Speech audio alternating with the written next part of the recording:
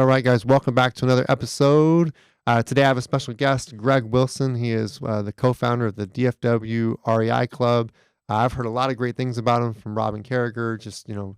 I know he's not in the club now these days, but we got to catch up with him, and he's got a lot of good stories about just what real estate looked like many, many years ago. So I'm excited to hear that. So let's dig in, guys. I'd like to start out with the experience as always, and we got Misty with me as well too. But I want to hear, just how everything started, and take it away, Greg. Tell me how did you get started in real estate, and what's your origin story? So my family has been in real estate in North Texas literally since before Texas was Texas. Mm. They would start by going out and staking out huge pieces of land, clean them up a little bit, which mostly involved running off people that wanted to kill you, break them up into smaller pieces, go up into the Northeast, find buyers, and then escort them down, and went from there to they started building subdivisions after the war, got into commercial real estate, built office buildings, golf courses, country clubs, you name it. And so being a good black sheep of the family, I said, I will never do real estate. So I promptly got as far away from that as I could. When I first was able to, one of my friends came to me and said, hey, man, there's this new thing called the internet. Have you ever heard of it? I'm like, no. And he showed it to me, and it was one of those very few times in your life when it just clicks and you go, this is going to change the world.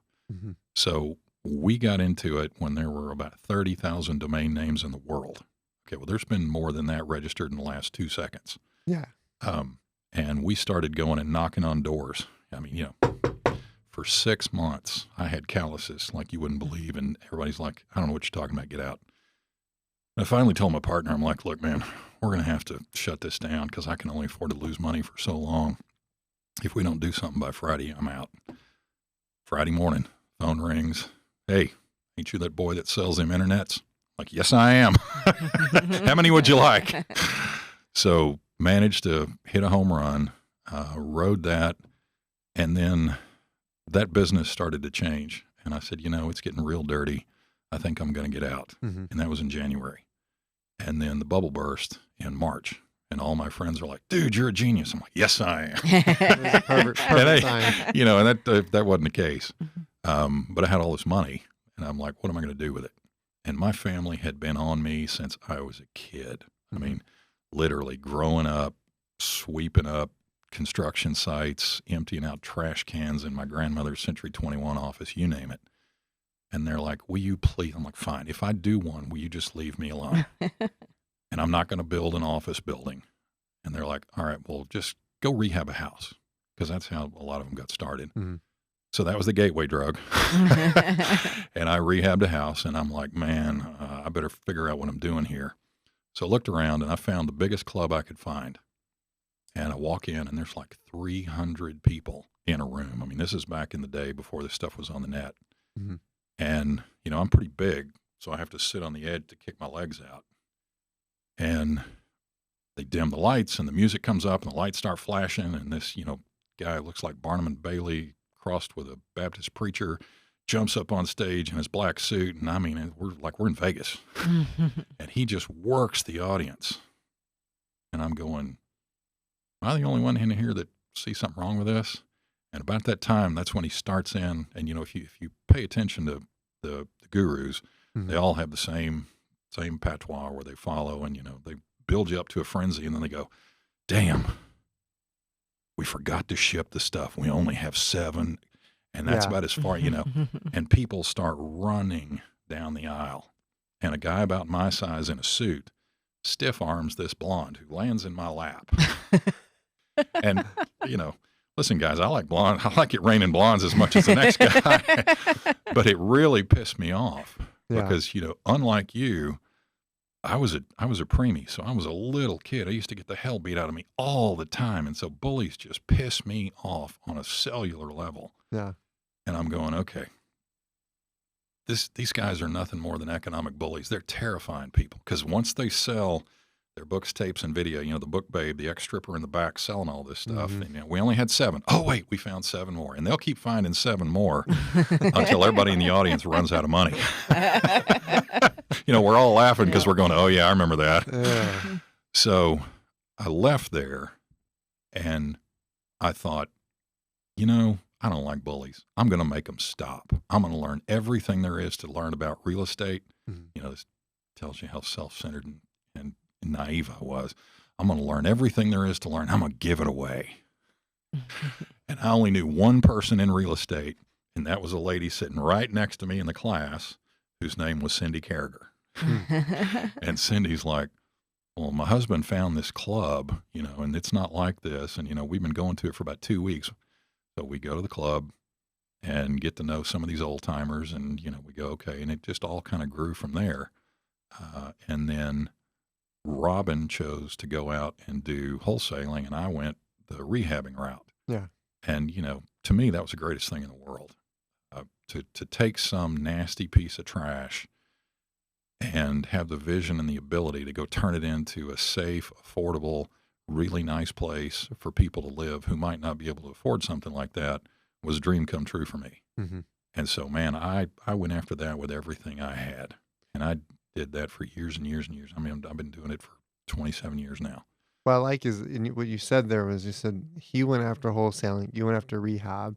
And so many people look and they're like, they define success as like, it has to be like this. Yeah. But you guys are like, we're just two different paths. Right. I know he's not doing that now. He's right. more rentals, but I mean, in the early time, you're like, when you guys first started, you're like, hey, I don't want to do that. I want to do this. Cause I know I feel that sometimes where I'm like, I see guys flipping and I'm like, I should be flipping. Right. But I like rentals. I mean, that's just what it is. Like you kind of, success is its own deal in its own way. And I think that kind of shows that like you guys went yourself. And then of course you can work together as well. Yeah. I mean, to your point, there are basically 7 or 8 major paths in real estate investment that you can follow. And everybody comes in and they go, I want to be a rehabber, because that's what you see on TV. It makes great the TV is fantastic.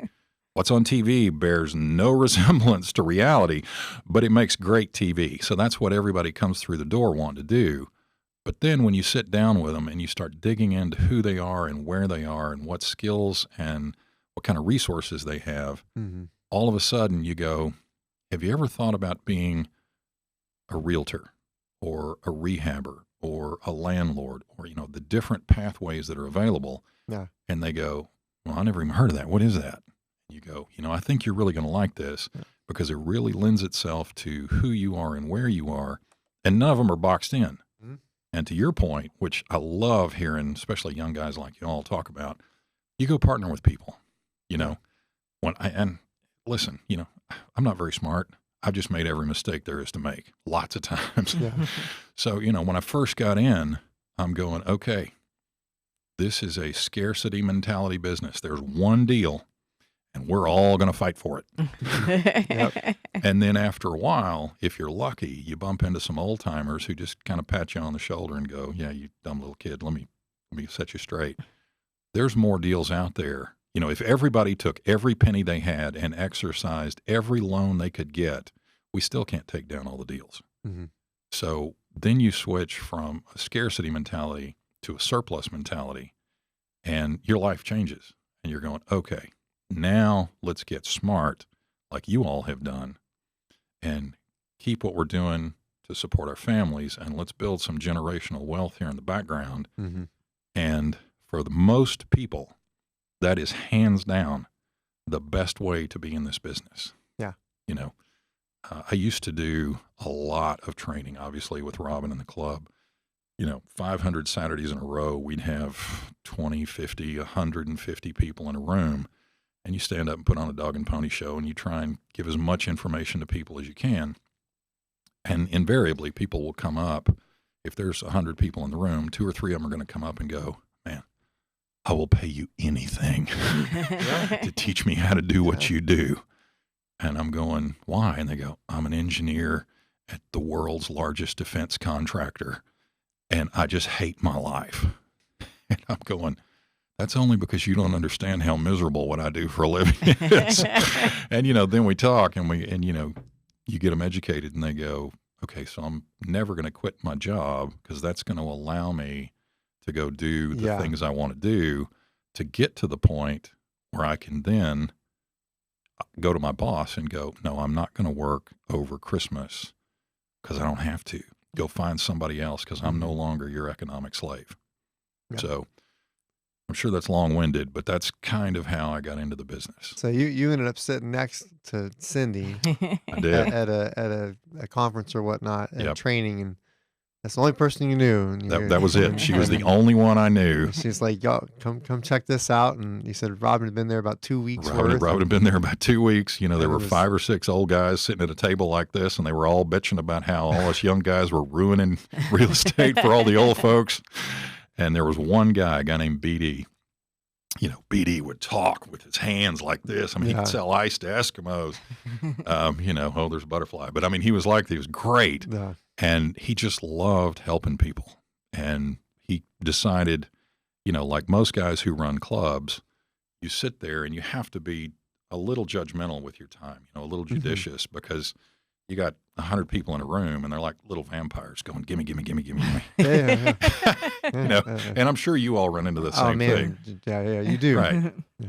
But after a while, even a slow guy like me, you can look out at a room and you go, okay, the blonde in the back, the couple up here in the front, and the one young guy over there, y'all stay. Everybody else, go to the door next door where they're doing, sales of fractional Krugerrand, get rich, or NSA water filters, or, whatever the latest get rich quick scheme is. Because real estate is not difficult, but it's very hard. Right. You have to really, really work at it. It's not brain surgery. I guarantee you, everybody listening to your podcast can do what we do, because whatever it is they do for a living is more difficult. They just don't do it because it's so hard. Yeah.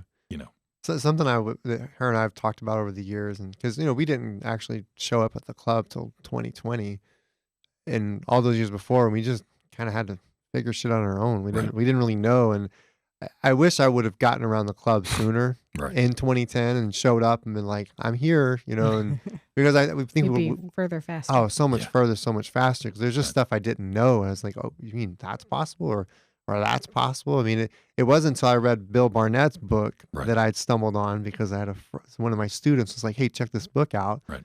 That I didn't know Subject 2 existed. That's 2014. I'm like, I had no idea. I just know or was that 14 or 13? It was 12, I think, because he was 10, or our oldest was 10. So I didn't know those things. And had I just known that those things existed, I think we would have been a lot further, a lot faster. I don't feel like we missed a bullet or anything went wrong. But I mean, I definitely would say it'd be double or triple where we're at now as far as size-wise, portfolio size. Yeah, but I'm gonna tell everybody listening, don't engage yourself in that magical thinking, because if I sit here and think about when I sold my Apple stock and my and my Google stock and all that kind of stuff, we'd be having this conversation in the Caribbean. Yeah, that is true. That is true. I will say I sold the American Airlines at the right time. Yeah. No, you're absolutely right. That is true. We would, but I think everything works out at the right time. Right. And so, but look back, I definitely, and I think some people just sit around. I think it's scary. I know for me, it was like, I got to meet new people and I got to go out and get in front of people and listen to these guys, and they all know more than I do. And, and I think that's what kind of maybe stopped us from, and of course I was jiu-jitsu. A lot of times you think you're going to get sold. Yeah. And they're going to try to sell me something. Yeah, I got to buy this big package. We never went to any like gurus or any of that stuff. I didn't start seeing that stuff till years down the road. But by that time I was like, I'm not buying that. I got to a point where I don't want to buy that. So I'm kind of a data nerd. I came out of the technology business and that just carried over into my life. I'm kind of a data nerd. So one of the blessings of running the second largest club in the country was that we had massive amounts of data that we could slice and dice. Mm-hmm. And to your point, I started going through it, and you find out there's all kinds of trend lines that are in there that people don't even know, because everyone in that room is just like you. They're sitting there, and guys, whoever's listening to this, I promise you, just do it. Yeah. Go read the books, but save your money. Yeah. Because we'd sit there and we'd watch these guys. And, we were guilty of it because that's what our audience wanted. They wanted us to bring in, gurus. Mm-hmm. So we'd bring in some of the biggest names in the country. And these are all nice, well-meaning people. Yeah. But the truth is, and I have nothing to sell. Yeah. I'm not in that business anymore. I've never been PC, so I'm going to say a lot of things that make a lot of people mad. But the truth is, these gurus, almost to the one, are phenomenally knowledgeable at one thing. How to sell? No. Whatever it is they know. Now, the how to sell thing is why they're still in business. Yeah. But they are all subject matter experts generally in one thing. The problem is you can't make a living selling one thing. Yeah. So they would come up and they'd do two things. They would convince people that they were the only ones who actually knew how to do real estate right, which is not true. And then they would convince them, you have to buy everything I have to offer. Mm-hmm. And, you can take somebody who is an expert in subject to. He might have done 100 of them, but he also has a $4,000 class or a mentoring or master class or whatever you want to call it. He's got another one on financing, and he's got another one for another $4,000 on rehabbing, and another one and another one. And, mm-hmm. and you just sit there and you go, why was it that this class was so good and all the rest of them are terrible? And that's why. So you have to be, especially as a new investor, yeah, you have to be phenomenally judicious and discerning in where you spend your time and where you spend your money. I told you I have a pathological dislike for bullies. Yeah. One of the things that used to piss me off is these guys would come in and they'd get you all jazzed up, man. You're ready to go storm the gates with a butter knife. And then they'd go, and people would just freak out. But if you don't do it right, you'll lose everything. And, they're going to take your kids and sell them into, child slavery. And they would terrify people, and they'd go, except I have a solution for that. It's in the back, but we only have 7 of them to sell, so don't believe that, but especially now. The other thing to be careful of are experts. Mm-hmm. There's a website that will go unnamed. That's the most popular real estate investment website on the web. And people get points for posting. Well, think about it. Yeah. The troll sitting in his mom's basement who's got 25,000 posts over the last 10 years. Do you really think that guy is the guy who's out there burning and churning and doing deals once a week? He's not busy at all. He's not busy at all. He's sitting there trying to convince everybody that, he's 6'4" and Tom Cruise and Tom Selleck and, he's rich and famous and good looking. And all you need to do is just, pat him on the head. Well, no, don't do that. Be careful about who you listen to. In the training world, one of the things that we learned was that you can find phenomenal training for either free or almost free. So, for instance, I used to lurk around at like the half-price bookstore, and I'm cruising around. I always made a point of going over to the real estate section, and I'd look down, and about 50% of the time, there would be this $3,000, $5,000, $10,000 course that somebody was selling at my club last year with the plastic still on it. And it's always $99. Always. I don't care if it's a $10,000 course. It's always $99. That's awesome.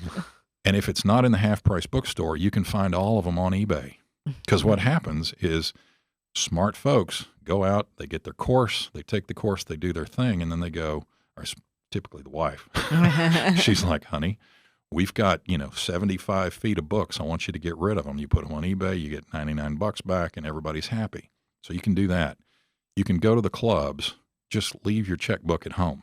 Yeah. When the guys are getting you all jazzed up, take the information they've got, but don't buy things. Or if you do buy things, be really, really careful about what you buy. Yeah. Books, you were talking about Bill's book. Absolutely. I think everybody ought to read it. I think everybody ought to read Bob Kiyosaki's book. Mm-hmm. Now, especially now that he said, well, okay, maybe it's not actually true. Everybody That's should where start. I started. Yeah, everybody should read some basic books, the Millionaire Next Door, all of those kinds of books. But here's the thing about training. And I used to sit down, especially with my mentees, the people that would come to me and go, I will pay you a fortune if you'll teach me how to do what you do, because I hate my job. The truth is, most people, they sit around, they go to clubs, they watch online. for days, weeks, months, sometimes years. And then eventually they go, okay, I'm ready to go. The spark gets kicked off and they're ready to go. Yeah. And there's about an 11-week period in there, because I tracked it. There's about an 11-week period in there where they will buy anything that anybody sells to them, which is why those gurus go, make everything free. Get as many butts in chairs as you can, because I'm playing the odds. Huh. So, they're trying to sell during that time. Well, your goal is to help them go buy whatever they want, and then you learn from their mistakes. Does that make sense? Yeah. Okay. But you don't have to go buy all this stuff. So, for instance, if somebody goes to Vegas for a $5,000 weekend, every single one of those is going to get an email that says you can bring your spouse or a friend for, 10%. Okay. You should be networking, get to know those guys. I go, hey, Misty, aren't you going to Vegas? How about if I come with you and I'll pay the 10%, I'll pay the $400, $500, and I'll give you another $500. Yeah. And she's going, oh, wow, I get some of my money back. And you're going, oh, wow, I get a $5,000 course for $1,000. Mm-hmm. That's how you get smart. Yeah. So, take those kinds of things, take them with a grain of salt. But the main thing to take away from it, we talked about this earlier, is do it. Here's an example. You two are a great couple. Let's say that Misty talks you into going to Vegas. It's going to be, because they never have these classes in like Spokane. Yeah, it's always on a cruise ship. It's in Florida. It's in Vegas. It's someplace fun. Yeah. Okay, so you're going to go to Vegas for, let's say, a long weekend, and the tuition is going to be $4,000 a piece. So now you got $8,000 in it.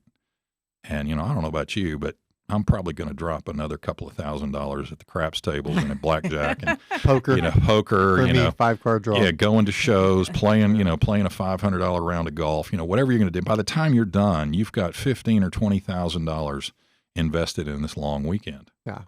And you come back and man, you are lit up. Except you still haven't done a deal. Yeah. Well, here's a secret: the average person who does a deal either breaks even or loses about $5,000 to $15,000 on their first deal. Mm-hmm. Except they've done a deal. And the average person who does their second deal breaks even or makes 5 to 15. So if you do 2 deals, you're back at 0. Mm-hmm. Yeah. If you do the guru stuff and your first deal, you're 30,000 in the hole. Mm. So, and you still have very little experience. So go do deals. One of the other things I'll caution people about, and I have people call me literally every week and they go, how about, these are smart people, these are engineers, doctors, lawyers, you name it. They go, how about if I come work for you for free so that I can be an apprentice and learn? And the guys who are actually out in the field doing deals, they all mean well. And they're like, sure, that sounds great. And for 2 or 3 days, you go, okay, but it's like having a 4-year-old follow you around going, why? I am so glad you said that. We deal with that. So we deal with that shit in the brokerage. So, right. So when we started bringing on agents, it was always, can I shadow you? And I've actually told people during the interview, you would be bored because you would sit on the couch and watch me be on the computer and just build some shit. Because that I'm spending my time. My job's marketing and sales. Misty's job is operations. Right. You'd be bored. There's nothing unless we actually like, all right, we got to go look at something. Because most of the time, you don't have to go out. You don't have to do it. It's phone calls. It's phone calls. There's nothing to shadow. I mean, growing up in jiu-jitsu was different. I did what you talked about with my I spent all my time in the school as a teenager, so I got to see the ins and outs. But that's hands-on. Like, you got to learn to choke a motherfucker. It's not, there's only one way to do it, and it's like this, and then the principles are the same. But even some of my longtime mentors, one lives in California, like he knew I met them through jiu-jitsu, and it's just a phone call. Right. That's all it is, a phone call. If I say, hey, Greg, I got a question, and you say, don't do that, that's a dumb idea, I'm going to go back and be like, Misty, he said it was a dumb idea. I'm going to have to think about this. Right. That's all you really need. You don't need that I'm next to you thing. No. That's a comfort thing for them and a nuisance for us that are otherwise having to do stuff because we're just busy. You got things to do. You feel like you got to entertain them. Or I don't want to entertain you. And you all are coming from it from a good place of the heart. Yeah. Unfortunately, there's a lot of people out there that are not coming at it like that because for 2 or 3 days, they're going, okay, this was the deal I made. But then, by Friday, the slave is going, okay, Christopher, explain to me again why washing your car is going to teach me how to be a better investor. It's discipline. It's wax on, wax off. It's discipline, man. It's focus. Right. Yeah, you're right. Because there's not much more I can do for you. I mean, no. Just shine it up. Make sure you hit that little shine when you spray it. You can't wipe it down dry. Right. Yeah, that's it. It's funny. I've never really heard many people actually say what you just said, but we hear all the opposite side of can I just shadow you? There's nothing to shadow. Right. Stop it. I wish more. I hope anyone that listens to this, because we have agents I have people that listen to this that are new agents. They're getting into the business, and they listen to us talk. And I'm like, I have people on interviews that, oh man, we listen to your podcast. And I hope whoever listens to this, somebody hears that and goes, maybe I don't need to shadow someone. No. Maybe I just need to get my ass out there and do something and make some mistakes and fail. Don't be afraid. And screw it up, Right. Because truthfully, one of the things that I learned early in this business is that it's actually pretty hard to screw up and make a career-ending mistake if you have the ability to hold a property long enough. Mm-hmm. The worst deal I ever did in my life, and I got up to about 300 when I quit counting, and that was a long time ago. Yeah. The worst deal I ever did, I bought from 2 cops. Is there anything wrong with the house? Nope, everything's perfect. Okay, and best house on the block. Yeah, we got told that best on the block. We showed up, we're like, oh shit, this is not the best on the block. And 5 plumbing breaks later. Oh good Lord. We're doing, but the truth is, we couldn't rehab it and flip it. That was our plan. Yeah. And we're like, okay, so if we do this, we're going to lose a bunch of money, and I've got an ego like everybody else. Actually, mine's probably worse, but I've got an ego like everybody else. One of the things that I worked really hard in this business is to be able to stand up in front of a class and go, I have never lost money on a deal. And to this day, I've never lost money on a deal. But I guarantee you, one of your listeners is going, no, but dude, I remember when you sold me that house for $1. He lives in Dallas and runs a big property management company. And I did. I mean, I gutted this house, rehabbed it, and I did everything wrong. I held it too long. And I'm sitting there, and I call him up, and I go, Kyle, I'll sell you this house for $1. And he goes, all right, I got it. One of my investors will take it. Boom. I'm like, whew, dodge that bullet. But going back to, talking about training, be careful about what you sign up for. Mm-hmm. Be careful about what you buy. Be careful about your time and who you listen to. And use the same, that's the crazy thing about this business is these guys are all like swamis. They suck you in with their well-rehearsed story that they do every weekend all over the country, Mm-hmm. And they're always doing the next show to pay for the last one. And you're like, man, if you're making all this money, why are you paying all anyway. So you sit there and you go, all right, so you're telling me never pay for training? Absolutely not. There are absolutely times when you want to pay for training, but you'll know what they are. When you want to learn how to do something specific, I don't care what it is. Yeah. We were talking about subject twos earlier. Okay, find someone in your market, not somebody who flies around the country, because I guarantee you guys what works in Texas does not work in California and vice versa. Mm-hmm. So find somebody in your market who is a specialist at the one thing you want to learn how to do and say, how much will you charge me to teach me that? But here's the trick. The way you decide whether or not you've learned it is you do one successfully. Right. And you use the same kind of intelligence and decision making that you do in the rest of your life. You go, am I going to give somebody a whole bunch of money to come paint my house and hope they show up and maybe do a good job? No. I'll give you some money up front, but you don't get the rest until I sign off on the deal. Well, do the same thing with your training. It's just that simple. All right, I'll give you a down payment to get it started, but you don't get the bulk of your money, whatever that's going to be, until I do whatever it is I'm paying you to teach me how to do. And then you become the one who decides when you have enough training. And don't do it by the hour. Yeah. I mean, I charge $180 an hour for people who want to sit around and talk about real estate. Don't do that. Yeah. Because, you can drag things out as long as you want. If you're paying a flat fee, you know what your costs are, and you can budget that into your business.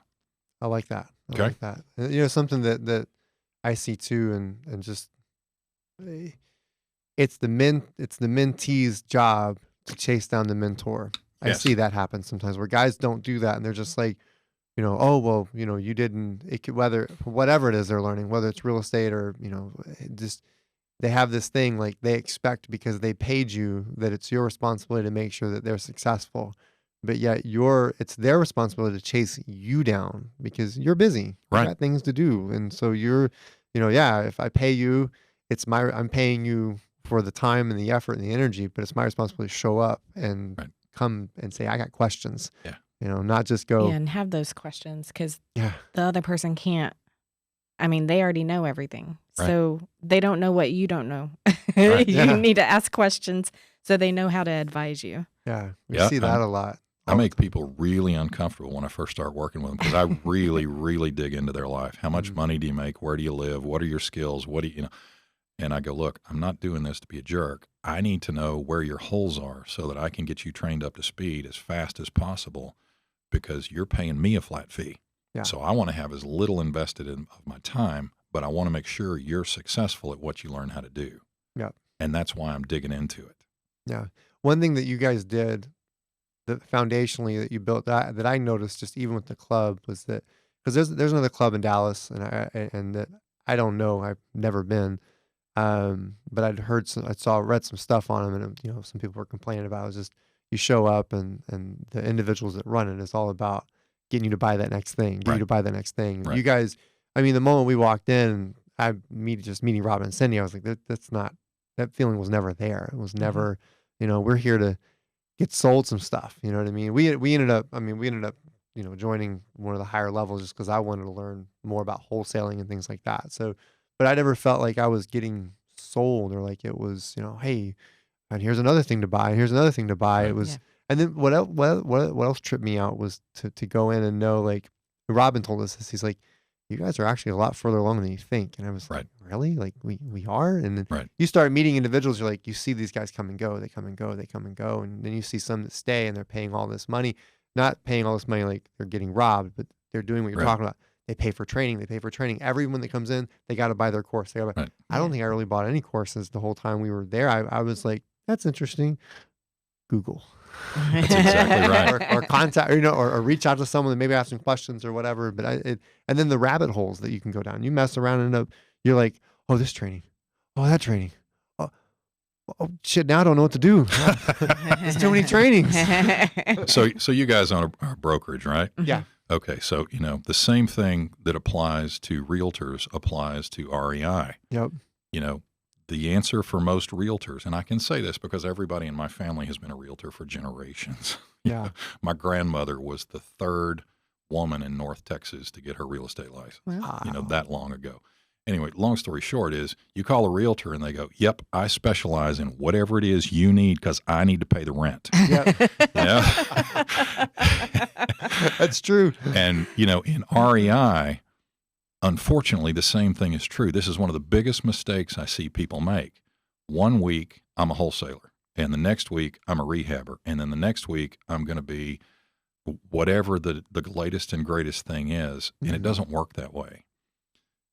When you sit down and you train people for a living, one of the things you have to do is get them to understand at the beginning, there are a whole lot of things we have to do simultaneously. Mm-hmm. But they don't finish for different lengths of time. But if you don't start this one today and this one today, this one will finish, and then the next one will come online right about the time you finish. If you don't do it all at the right time, what happens is you get into this stutter step where you do something and you master it, and then you go, what do I do next? And then you spend weeks or months gearing up, and you lose all your momentum. And you don't want to do that. Yeah. You cannot afford to do that in this business.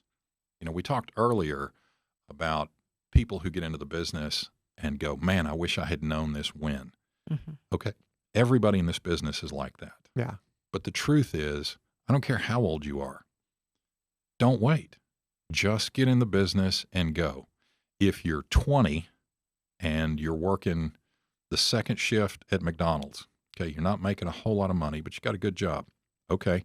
Work with what you got and move as quickly as you can, but understand you're not going to have the same kinds of resources to throw at this as, say, an electrical engineer who's working for the largest company in the world who's 50. Yeah. But he doesn't have time. So, one of the things that BDU taught, he hammered into our heads when we were kids, and all of those things are still true today. It's pitching and catching. If you want to sell a house, I'll pay you whatever you want, but I get to set the terms. Yeah. But if you set the terms, I want all cash right now, then I get to set the price. Yeah. Well, the same thing is true with your REI career. If you have nothing but time on your side, you don't have to buy a house a week. Get yourself the best job you can. Buy a house. Do just like you all did. When we were sitting getting to know each other earlier before we started, I'm going, man, these guys, they made all the right decisions, even when they didn't know they were. You buy a house. People got to live somewhere. Yep. Go buy a house. I don't care what it is. It can be a shack. Go buy a house, live there, build up some equity, but don't sell the house. Yeah. Then go buy another one and turn that one into your first rent house. Yep. And again and again and again. And before too long, by the time you're an old fart like me, you're sitting around going, man, I got $40,000 a month coming in mailbox money from all these houses that I bought when I was a kid. Yeah. Maybe I don't have to go to work every day to a guy I can't stand doing something I don't want to do anymore. Yep. And that's the plan. But, the flip side is true too. If you've just put in, the typical American, you just nose to the grindstone, really doing what you're supposed to do, taking care of your family, putting away your nest egg, and you wake up one day and you're 50 or 55, because typically that's when people get started in this business, is between 45 and 60. You wake up and go, man, I've got to do something different. Otherwise, I'm not going to be able to take care of my kids. Okay, maybe you do need to buy a house a year, or maybe you need to buy 2 or 3 houses a year, but you have the resources and the skills and the connections to be able to go do that. Yeah. And if you don't, just find somebody like us who actually understands the business and can go, oh, okay, well, what you're trying to do, listen, there's this banker, 2 cities over who specializes in that. I met him 2 years ago at a conference. I've got him in my phone somewhere, because that's one of the great things about our business is you can tell people who've been in it for a while because they try and help each other. Yeah. Instead of going, nope, I don't know a single person. Don't ever talk to me again. Yeah. You want to see Don't talk to me someone unless do you well, have a man. deal. Yeah. In fact, what frustrates I have, there's just in jiu-jitsu, there's it's a similar fact. Like, I know with jiu-jitsu, it's life-changing. You mentioned that when we were talking earlier, Right. that it is life-changing what you're talking about. And so I know I tell the young cats, I'm like, hey man, like the ones that I'm close to, like you should do it, And so, it's like, and you want to see them do well. So you don't Right. you're not wanting to charge for that. There's no like, oh, Right. well, let me hide this from you. You're just really just, if I can just get you there a little faster than I did, I did my job. If I can Right. get you there faster than we got, Right. then I did my job. And that's kind of how I look at it. You're Yeah, absolutely 'cause- right. They just want to help. The truth is, with a guy with your kind of background and experience in martial arts, if I was paying you what your time is truly worth, I could never afford that. Dude, I want to charge way more. Because our shit turns into counseling, man. Yeah, Like but- I have wild stuff. But, anybody who has any kind of expertise at all, you truly get to the point where you look out and you make your pricing decisions based on whether or not you believe the person you're talking to is actually going to succeed. Mm-hmm. It's like we talked about earlier. If I could have just taken the 3 or 4 people out of the 100 that were actually going to do it, I would have taught those people for free. Yeah, You know, absolutely. now, my ex-partner would go, we're not teaching anybody for free. No, I'm just kidding, guys. Robin's got a heart of gold. It's the truth. But the truth is, just like with your school, you want to help those people succeed. It's part of Arnold Schwarzenegger, rule number 6, give back. Mm-hmm. Same kind of deal. Yeah. Give back. Once you become an expert, give back whatever it is. I don't care if you're an accountant, give back because it makes your life better and it makes their lives better. Yeah, absolutely. Something I was gonna mention kind of a minute to kind of circle back because you're talking about the different. Some people are like, hey, they learned this 1 week they're a wholesaler, 1 week they're a flipper. And correct me if I'm wrong. I've always looked at those as just tools. Like that's right. kind of like we don't flip.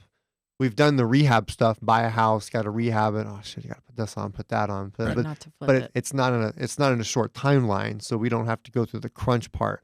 But some of the fundamentals, if we needed to turn around, we could try to knock it out. Like to me, those are tools. Like, okay, you do a contract and you put, make it for a wholesale just in case you have an exit, that kind of stuff. Where Right. instead of, oh well, I'm going to do this and do that. It's just there's just tools, and you pick whichever one makes most sense. Yeah. I watch guys. I talk to guys that do transactional real estate where they just like over and over. And there's times where I think to myself, damn, man, I need to be way more transactional. I'm not transactional enough. And the other times I'm like, well, I like to sleep at night. I just want to sleep at night, man. I want to get up and run and train and do jiu-jitsu and do real estate. And I don't want to have to chase down someone. And, it doesn't mean I won't go after it, but it's a tool. That's how I look at it. I don't know if that's the right way to look at it for some people, but to me, it's just they're all tools. Yeah, it's like golf. You've got all these clubs in your bag. Yeah.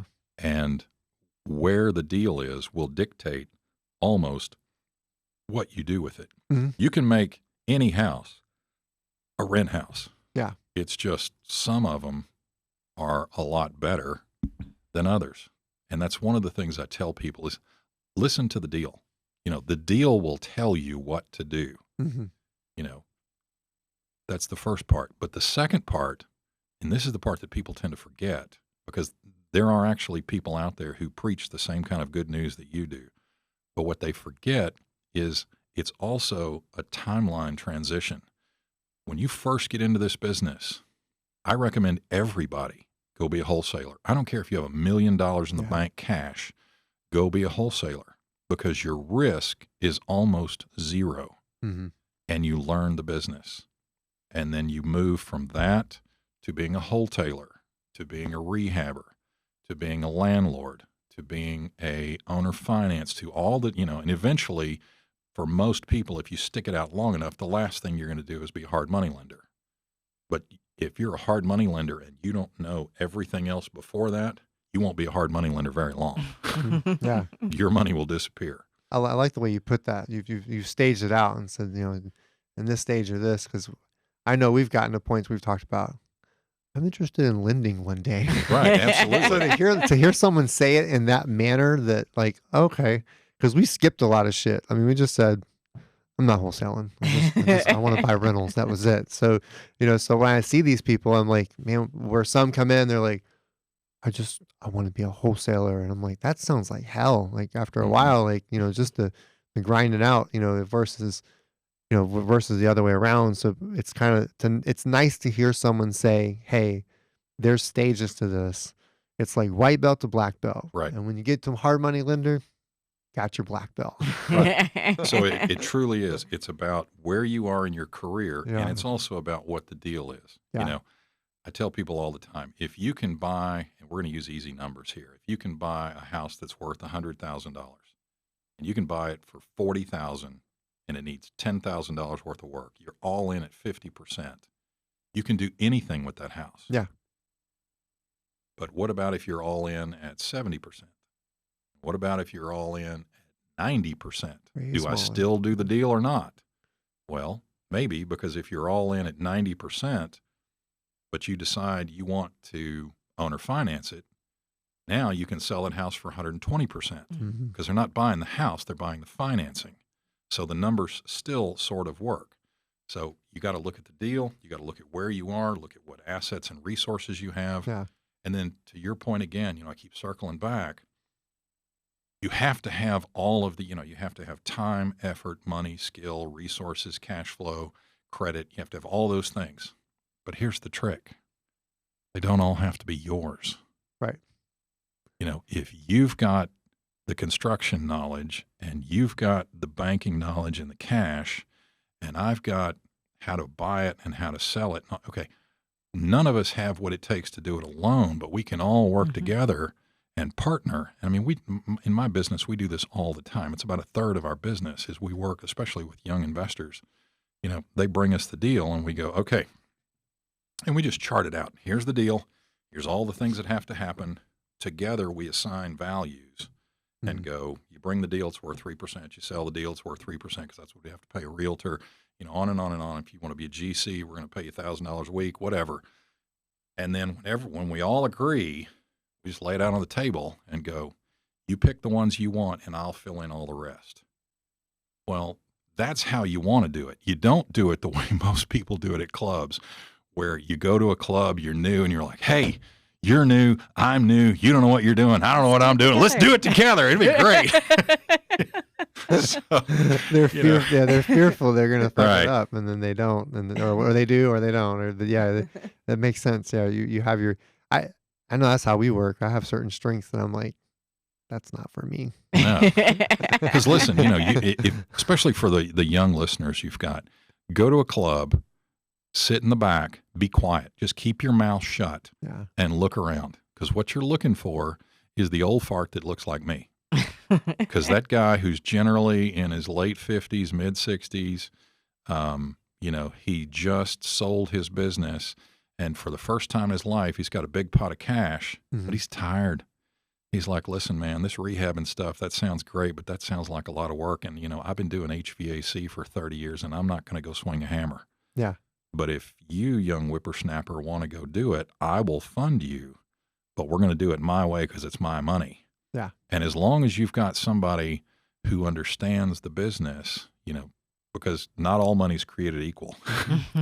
You know, taking a loan from somebody like me or you who've been in the business, who really understand what's going on, that's worth way more than somebody who comes along and goes, all I've got is money. You're going to have to do everything else. And then you don't know what you don't know. Yeah.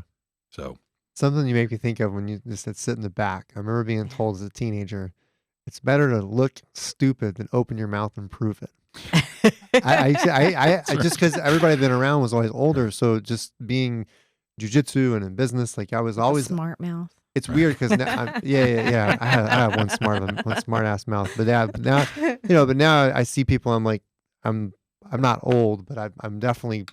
I look and I'm like, okay, there's people that are younger than me that are getting in this game or getting in that game or getting into whatever. And I mean, hell, it's just, I remember hearing that. And so that's what makes me think of, like, if you go to a club, you know, anybody listening to this, if you go to a club, it's better to look stupid than open your mouth and prove it. So just be quiet, like this a little bit. Because the older guys, they look and they're like, yeah, that guy talks too much. Not loan, just cross him off the list. Yeah, just cross him off, you know, not loaning them money. But if they, you know, it's better to be quiet on that. That's something I think of. I see when you pick up more too. You do. Yeah. You do. You pick up a lot more. Absolutely. Right. You know, something I want to hear what you talk about is you mentioned about wholesalers and just kind of that, like at one point you're like, these guys, you mentioned what it used to be like. I want to hear about that. And then of course, kind of some of the things you were working to do with it, because wholesale now is so popular and everybody can be a wholesaler and everybody wants to be a, you know, but it sounds like the way you explained it, wholesaling was way different before. It really was.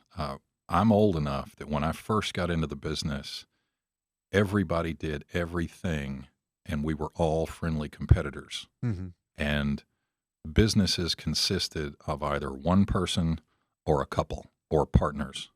But for the first 10 years I was in this business, I don't think I ever saw someone who had more than two people. Now, they had people working for them, you know, the contractors and things like that, but it was always just one or two people. And then the bubble bursts, and real estate's in free fall. And, well, before that, the wholesalers would go out, beat the bushes, do their thing. They'd get a house, and they'd put it under contract, and then they'd come flip it to a guy like me, a rehabber, and they would make a couple of $1,000, which, you know, was decent money back then. But they had nothing in the deal other than a little bit of their time and maybe a little bit of their marketing. So if they had, let's say, $500 in the deal, they were going to flip it for between $3,000 and $6,000. And these are, these numbers are old. These are 20, 30-year-old numbers. So just change them, adjust them for inflation. And then the rehabber, the guy like me, would go, okay, I'm happy to pay you that. Go find me a bunch more, please. And then I'm going to buy it. He's going to make some money. And, I didn't care how much money he made as long as it was reasonable. I just needed to make sure that if I invested $50,000, I was going to make $50,000. That was the criteria that I personally had, was for every dollar I invested, I had to make $1 in profit. So if it was paint and carpet for 10 grand, then I needed to make my 10 grand back plus 10 grand in profit. I like that. Right. That was a great way. One of the things that helped me never lose money on a deal. And then the bubble bursts and the market is completely flooded. I mean, I could literally get on my laptop, do an online search, and come up with 50 houses in 5 minutes that I could go buy and make money on all of them. Hmm. And I would. I'd go buy a bunch of them, and I'd have my crews go out and start working on them, and everything would be fine. But then the guys at Wall Street went, oh, wow, stocks are high, real estate's low, and they all cashed out. And you had this massive influx of cash. And you had guys, who would slit each other's throats to make money coming into the business. And all of a sudden now, wholesaling is no longer a gentleman's profession. And listen, I've got friends of mine who are some of the biggest wholesalers in the nation. Yeah. I ran into one of them at the country club last weekend. Hey, Mike, how you doing? But all of a sudden now, that business overnight changes and it becomes a used car lot. It's the used car business applied to real estate. It's exactly the same business. It's just there's 2 or 3 more zeros on each transaction. Mm-hmm. So one of the things they started doing was they'd hire 30 kids a month, 20 or 30 kids who are straight out of high school, who have some education, but not a lot, who don't have a lot of money, because they know every person knows 300 people on average. That's how many people know. And at any given time, 1 or 2 of those people want to sell a house. It's the same for realtors as it is for investors. Yeah. So you bring in 20 or 30 kids, you have them go beat the bricks, and then they all come back, and now you've got 20 to 60 deals that you can go flip. Except they've started locking on the market because people are lazy. As I can teach anybody how to go out and do all of their own marketing and everything, I've got a whole module on it right here to teach people how to do it. And they go, yeah, that's great, but man, that's a lot of hard work. I'm like, it is a lot of hard work, but it's not that hard. And it's not $30,000 hard, because that's what the average wholesaler is making on a deal now, is about 30 grand. When there's a reason they want to do blind closes. They don't want you to see they're making $30 or $40 or $50,000 profit. Yeah. So it switched from the wholesaler making this much and the rehabber making this much, and 1 or 2 people being there, to where now you've got companies with 20, 30, 50 people that are cycling through every month, and it flipped like this. So now you've got wholesalers that might have $1,000, $2,000 in a deal, but they're flipping them for 20, 30, 40,000. And then you got rehabbers that are going, I'm going to go sink 50 grand into this house. And one out of 10, 1 out of 12, I'm going to make 50 or 100,000. And 1 out of 12, I'm going to break even. And the other 10, I'm going to make $5,000 to $15,000 on my $50,000 risk. Yeah. And all of a sudden you're going, maybe I need to rethink that, because now housing prices in our market have gotten so high that if I go spend, let's say, $50,000 to do rehab and I make 20 grand, that's great. But how much did the realtor make in her commission? And she has 0 invested in the deal, almost the same. So then you're going, okay, the market economics are getting screwed up. I'm going to have to either adjust my business to stay up with the times, or maybe I need to think about getting into a different side of the business, to your point, which is maybe I need to get out of wholesale, or maybe I need to get out of retail or out of rehabbing and go be a landlord, the art of getting rich slowly, Yeah. things like that. So it's definitely slow. yeah, by all means. It's definitely that is one you could never do a TV show on being a landlord. That's watching paint dry. it is. It's like watching paint dry. It's like watching paint dry. You know, nobody's going to run around with wives that were ex strippers and they're driving their Hummers and they're racing across town to get over there because the toilet is clogged up. Yeah. It's just not going to happen. Hop in the Lambo, mister. We got to unclog this toilet. Come on, babe. Let's go. Instead, they're like, he's driving a Sentra. It's new. It's all, it's nice. Right. Yeah. Right. But so I never fully trusted wholesalers. Like it never really, I always stayed away just because of that. Kind of what you just said. Like I see some stuff, we're in different Facebook groups. There's one Facebook group that we're a part of. That's a large group, and it's obviously one of the free groups, but some of the assignment fees on those things are wild. What they put in there, $40,000 assignment fee, 50, 60,000. Right. I don't see how anyone even. I don't want to pay you 40 extra thousand. I mean, if done right, that 40 grand should be able to be put into some marketing, some postcards, something that should have brought you way more, and you didn't have to deal with that guy. I don't know. That's how I look at it. So one of the things I teach my students is look at wholesaling. What is wholesaling supposed to be? Somebody goes out, however, maybe they're running up and down the streets. Maybe they're doing, like you said, they're sending out postcards. They find a deal. They don't have a whole lot of money. They might have a lot of time and effort, but they don't have a lot of money in it generally. And then they're supposed to flip it to somebody. They're not selling the house, because we changed the law a couple of years ago. Now they're selling an equitable interest, which is bullshit. But, anyway, they're selling an equitable interest to somebody who's going to live in it, turn it into a rental, rehab it and flip it, whatever. Okay. Except, like most things in life, there's what you see going on in the business. And then there's what's actually going on in the business. Mm-hmm. So to your point, the vast majority of commercial wholesalers are actually not in the business of wholesaling.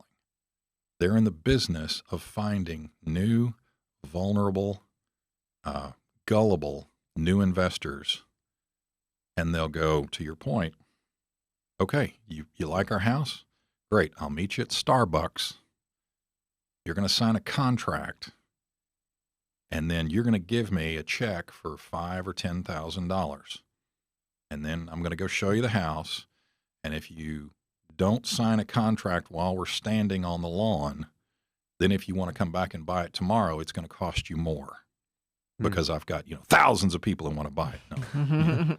Okay, that's the first problem. We have 7 more in the back. We have 7 more in the back. Right. So that's the first problem, and then the second problem is the contracts have been slightly changed to be so much in their favor. Mm-hmm.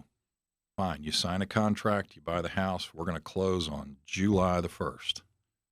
And if you don't close on July the 1st, I get to keep all your money. Okay. Yeah. Nothing is mentioned about what happens if they don't close on July the 1st. Because what the contract should say is, if you don't perform and you don't close on July 1st, I get all my money back and I get the house.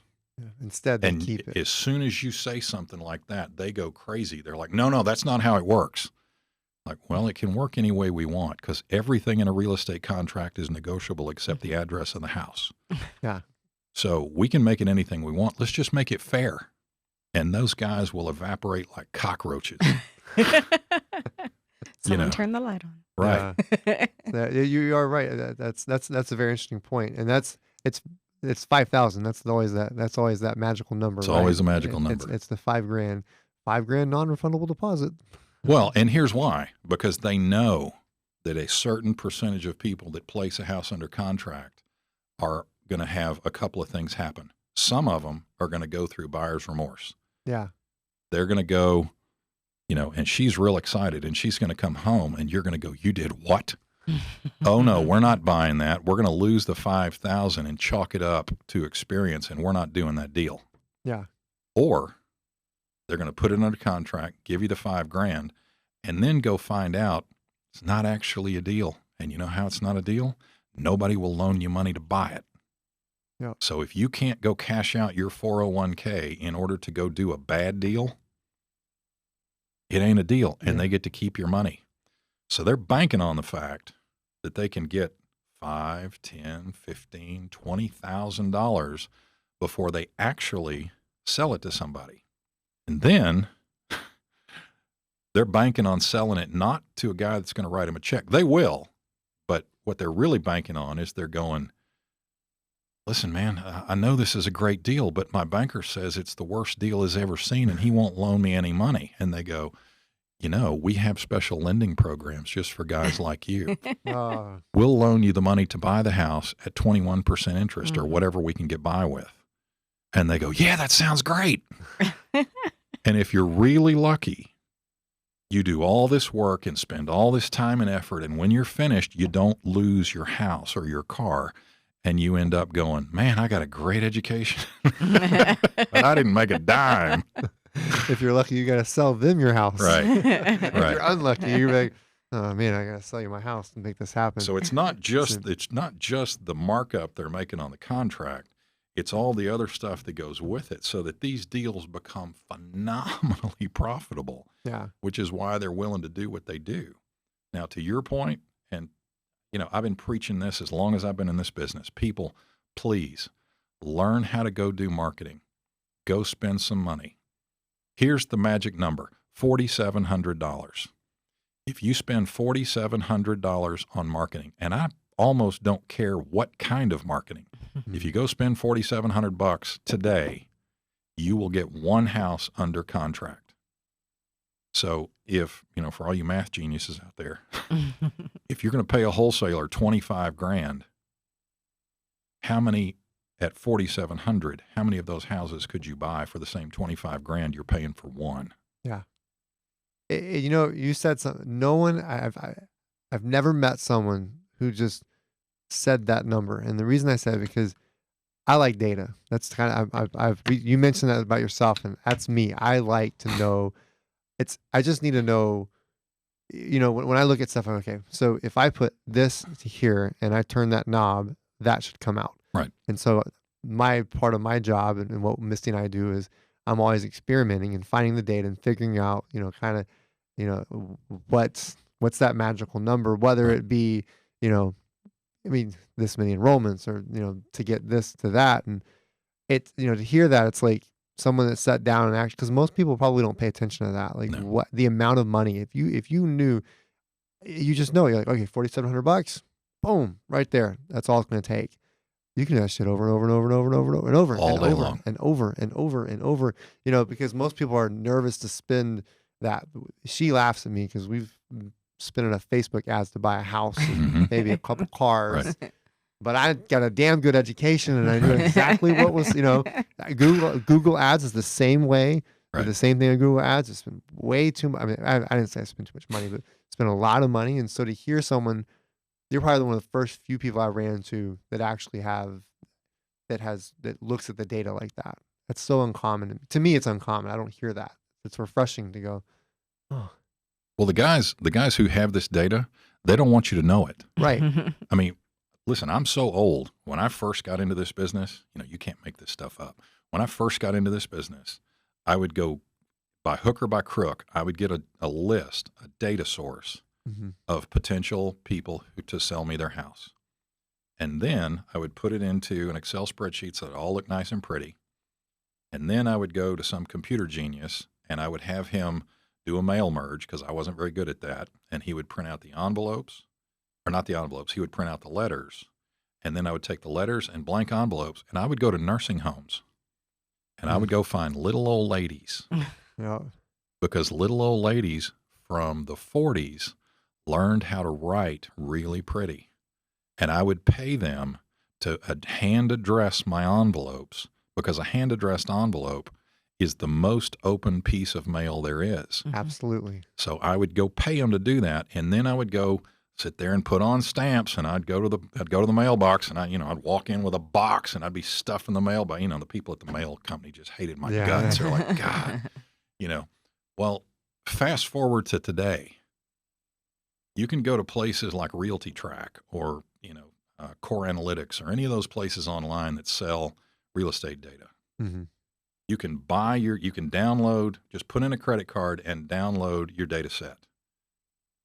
Take that data set, upload it to a fulfillment house. You can pick the script. You can pick pre-written scripts. You can pick from 1,000 different postcards, letterheads, whatever, as much as you want. You click a button, and the next day, 5,000 letters or postcards go out. And the day after that, you start getting phone calls going, if you ever send something to my house again, I will kill you. That way you know your marketing actually went out. But people don't know that. Nobody will teach them how to do it, or they're afraid. Yeah. Okay, your first time at bat, you don't have to go send out 10,000 postcards. Send 100. Now, 100 is not statistically large enough that you're going to get a phone call. That number ends up being about 900 people, and you'll start getting phone calls. But if you send out 100, more than likely one person is going to call you and go, don't ever do that again. So you're like, okay, so it actually worked. You put yourself on there, you copy yourself, you know that they went out, and you learn the process. And then once you're comfortable with the process, then you crank up the gas and you start marketing like crazy, and all of a sudden your phone will start ringing. And one of the things I love, and I counsel people to do this, I go, look, if you're going to be an investor, go get your real estate license. And if you're really going to be an investor, do like y'all did. Go open a brokerage. Yeah. Because here's the deal. If I send out 5,000 postcards, I know I'm going to get 100. These are easy numbers. They're not exact, but they're close. I'm going to get 100 phone calls or emails. And out of those 100, I'm going to, and these are just warm leads. Hey, tell me about what you're doing. And then 90 of them go, no thanks. But 10 of them go, okay, I'll let you steal my house. But, steal is a relative term. Right. So $100,000 house, if they'll let you steal it for 90 grand and it doesn't really need any work, does that work for rehab? No. But as a realtor, you're going, man, I can throw this out on the net and I can sell this tomorrow. Mm-hmm. And all of a sudden now I'm going to make a commission off something. So what you're doing is you're being smart. Instead of working harder, you're working smarter. Yeah. And then those numbers start coming down. And out of that 1,000, you will get one that says, yes, you can steal my house. And the numbers work out. So you can typically get one that the numbers are so deep, the discounts are so deep, you can do anything. I tend to personally like to put those into my rental portfolio because they kick off the highest numbers. But maybe I'm not 50% all in, maybe I'm 80% all in. Those still work pretty good as rentals, and they work great as owner finance. And I'm paying for it. It's just a matter of, do I use it or not? Because most of your competitors are going, nope, doesn't work. That's not what the guru taught me last week. Doesn't work. And they don't do anything with them. Yeah. I tell people all the time, if you're a hammer, the whole world looks like a nail. Don't be a hammer. Keep your options open. And all of a sudden now, if you can convert 2 or 3 or even 5 of those transactions out of the 5,000, all of a sudden now your acquisition cost goes from, $5,000 a piece, $1,000 a piece. Mm-hmm. And man, that's when you are smoking it. I like that. Yep. The data, man, just data alone, how huge that is. And the way you lay that out in the thought process. I mean, that's something that I think so many people miss. They just miss it, and they go, oh well, or like you said, I like that, the 100 letters. That's how we started. It was 100 letters. We Right. We did the yellow letter, Ron LeGrand. Listen, man, we all did it. All did it, man. Why'd you wrote in red ink? Remember that one? Yeah, You wrote in red ink. Why are you? What are you trying to tell me? I'm not trying to tell you anything, ma'am. I just want to see if you're interested in selling that house. That's all we're Right. asking. So no, I like that because most people just don't look at, and I could be wrong. I'm sure there's plenty of people that do, but it's not something you come across often where someone's like all about the data. They pay attention to that and how important that really truly is, because that's the only way you're going to scale anything. Well, not only that, but the truth is it doesn't matter. What matters is you know where you're starting from and you measure it. And if it goes up, you keep doing it. And if it goes down, you stop. It's just that simple. Yeah. But people, for whatever reason, they're afraid. You know, when I teach this class, one of the very first modules we cover is how to overcome your fears. Mm-hmm. Just stop. You know, understand that there are very few things in this business that are the big bad boogeyman. It's just not that way. If you will just think it through a little bit, you don't have to spend, massive resource, brain power working through all this stuff. Just think about it a little bit. Use some good common sense. Talk about it with some of your friends, or better yet, some of the old timers, and they'll go. Now you have to be careful when you're talking to new guys. They don't know anything. Yeah. You have to be careful when you're talking to old guys, because when you talk to an old timer, they'll go, "Yep, didn't work. Don't do it." You're like, "When did you do it?" 25 years ago. You're like, "Really? How many times did you do it? Once, didn't work, never going to do it again." Like, okay, probably not going to do that. Yeah. But take it with a grain of salt. So as wholesalers, you guys were all friends. You mentioned a minute ago, y'all tackle deals together. You would kind of go in and look at a deal and say, "Hey, you do half. Let's work this thing together," and that was kind of the way things worked. That's the way it used to be. Truly. I mean, I can remember going to clubs. We'd sit around. Somebody would stand up with a wholesale deal, and people would literally race each other to go do the deal. Okay, well, that was on the buy side. Yeah. But on the wholesale side, there weren't that many people doing it. And the ones who did it, everybody knew each other. And so when you got a lead, it was not uncommon for a couple of people to show up at the house at the same time, trying to get it under contract. And we literally did things like coin tosses, Rochambeau. Yeah. If you were smart, you go, "Hey, no matter what you say, when you leave, I'm going to offer them 500 more than you." So instead of doing that, why don't we partner and get this deal done? And we both make, half of something instead of all of nothing. Yeah. So that's how it used to be. I would love to see it go back to that. Nothing would make me happier than for the courts or our politicians to pass some laws that would protect homeowners from the big wholesale guys. What do you think that would look like? Everything. I mean, the way you describe it, I'm like, man, that would be awesome. Like, that would be nice. That just. What do you think that would look like to have that done, or what would they need to do? So I've had the benefit of thinking about this problem for 20 years. And the truth is, the dollars in our business are so high, and there are so many people who are either so smart or more likely employ smart people to work for them, that no matter what you do, you're never going to be able to solve that problem. So what you want to do instead is try and limit the downside loss. And there are some things we could do as an industry. So for instance, like the used car business, if there's a fantastic article that got published last month by ProPublica, talking about, and it's a hatchet job going after home investors. You can look it up online. It's about 40 pages long. It's worth everybody's time to read. And they interview a bunch of existing and previous franchisees. And I know the guys who started it, and I've talked to franchisees, and I understand their business model on a granular level, all that kind of stuff. But one of the things they talk about is they use, and this is them saying this is not me. They talk about, for instance, using scare tactics to force people to sign a contract. And then, when reality comes crashing down, or more likely their family comes crashing down and they want to back out of it, they go, "Oh no, I've got a contract. I'll sue you into the Stone Ages." So as an industry, if we did things like they do with the car business, where there's a 3-day rescission period or something like that. Yeah. We talked at one point, when I was talking to the guys in Austin about maybe changing the laws, we talked about doing things like saying no individual can do more than 2 wholesale transactions a year.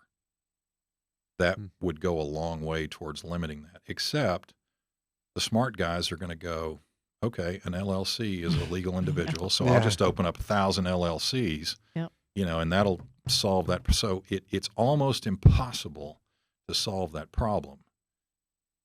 Most of the big wholesalers, and I would recommend this to anyone, if you're going to be in that business, get your real estate license.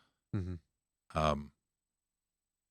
There's a thing called a net sale. If you're a realtor, you talk to 100 realtors and maybe one have ever heard of that. Yeah. A net commission, and it works exactly the same as a wholesale transaction, except it's all legal. You sit down with a homeowner and go, how much do you want for your house? $100,000 house. I want 70 grand. You go, okay. So anything above that I sell it for, I get as my commission. If I sell it for 71, I get $1,000 commission. If I sell it for 90, I get a $20,000 commission. And they're going to go, sure. Okay. Now you're doing it legally.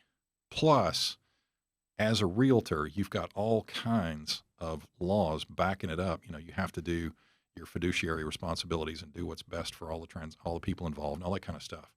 And it really brings it into the light of day. Mm.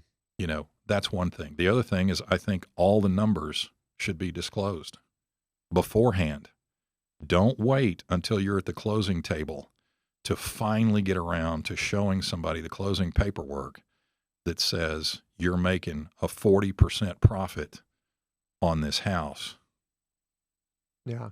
Do you think capping the amount that someone can make, saying, hey, like a wholesaler, you can only make up to X amount of percent? No, would ever help, or how do you? Absolutely not. I'm a free market capitalist. I truly believe that, even with all of its problems, our system is the best one out there. I think people should make whatever it is they can make. Mm-hmm. Having said that, I think people should do it honestly and ethically. Just being transparent about it. Be transparent. Be forthright. Yeah. Explain to people what's going to happen. Listen, one of the guys that I've known in this business since I first got into it, he is the most transparent guy on the planet. He's a hard money lender. Mm-hmm. He'll look you straight in the eye and go, you shouldn't do a deal with me. You're like, why? And he goes, because any deal you do is going to be good for me and probably not good for you. It'll be okay for you. It'll be better than not doing a deal, but it ain't going to be great for anybody except me. And then he laughs, and he's just developed over 50 years. He's developed this way of getting people to go, yeah, it's okay that you're going to take all my money. So if you disclose everything to everybody involved, you put it all out on the table, and you let people decide what's best for them. And this is one of the things I want, I don't want to burn up everybody's day, but this is one of the things I want people to take away from this conversation is never forget the people who are selling us their houses. They're not stupid. Right. Just because somebody's poor doesn't mean they're dumb. They're just poor. And the people who are selling us their houses, listen, guys, they know they're making bad financial decisions. Mm-hmm. But here's the trick. That's usually what got them there. They don't care. What they care about is that somebody is sitting across the table who's willing to make the pain stop. Yeah. You talk to newbies, and they're all about numbers. How much am I going to make? How much does it cost? All that kind of stuff. You talk to old timers, they never talk about numbers. They're like, why are you selling the house? What's going on in your life? How are things going?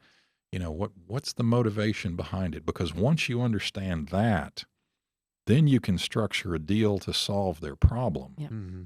And then you can go make your money. Yeah. That's sales. That's sales. That's 101. just sales 101. Yep. That's it, man. Absolutely. You have to ask those questions. And if you don't, you can't even do anything. When I was a Cub salesman, first out of college, I went to the Dale Carnegie course, and I remember it like it was yesterday. You help enough people get what they want, and you'll get what you want. Yep. That was another book. That was Right. that was one of my books as a teenager. Yep. Like, you got to read this, Right. man. So the there's a couple things in there that I wanted to kind of touch on. You mentioned a minute ago. So you said the 26 ways to find deals. So Right.